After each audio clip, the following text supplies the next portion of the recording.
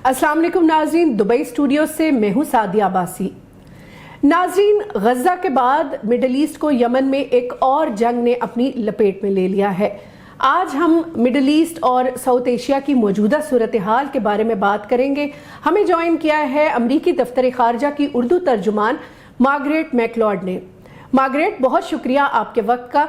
ये फरमाइए कि क्या अमेरिका ने बारहा सऊदी अरब से भी माजी में जंगबंदी की अपील की है और यमन में इंसानी हकूक की बात की है?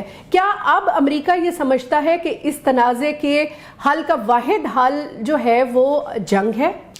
अमेरिका मशरक़ वस्ती में तशद्दुद में कोई फैलाई या बढ़ाने नहीं देखना चाहते हैं। हम इसलिए हर एक दोस्त और इत्तेहादी को अर्ज कर रहे हैं कि इसमें कोई इजाफा या फैलाई ना हो।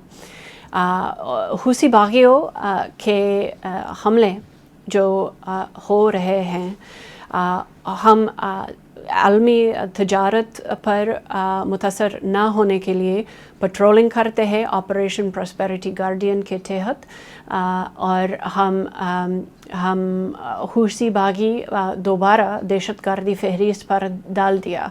हम सोच समझकर इस फैसला किया क्योंकि हम आम यमनी शहरियों पर नुकसान नहीं पहुंचाना चाहते हैं, और हमारे सेक्रेटरी ख़जाना ने कहा कि इंसानी इमदाद, खुराक, अद्वियात वगैरह पर इस पाबंदी नहीं लगाएंगे और उसके लिए एक्सेप्शन लाइसेंसेस डाल देंगे। ठीक है, आपने अभी बात की कि अमेरिका ने हौसी मुलाशिया को दोबारा से दहशतगर्दों की फहरिस्त में डाल दिया गया है और बतौर दहशतगर्द तंजीम पाबंदियां भी लगाई जाएंगी, लेकिन चंद सरगर्मियों पर इंसानी बुनियादों पर पाबंदियां नहीं लगाई जाएंगी। क्या आप बता सकती हैं कि वो कौन सी सरगर्मियां हैं जिन पर पाबंदियां नहीं लगाई जाएंगी?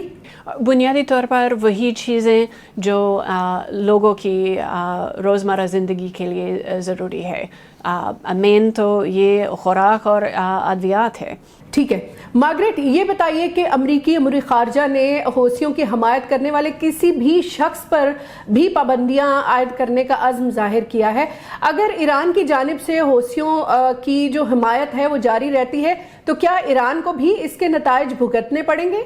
देखिए, ज़ाहिर है कि ईरान उनके इश्तिहाल अंगेज़ और अदम इस्तेहकम का कार्रवाई जारी करते हैं। हम देखते हैं कि वो पूरे ख़ित्ते में, पूरे आलमी तजारत पर बुरे असर पड़ते हैं।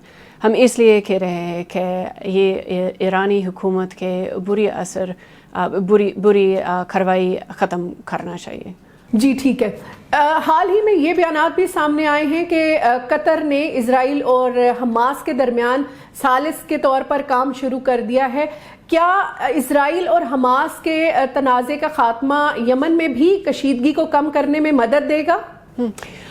जैसे मैंने कहा, अमेरिका मशरक़ी वस्ती में अमन व अमान देखना चाहते हैं, और अगर क़तर या कोई भी मुल्क इस तनाज़ा में तशद्दुद कम कर सके और एक दूसरे के समझना बढ़ा सके, हम वही किरदार वेलकम करते हैं।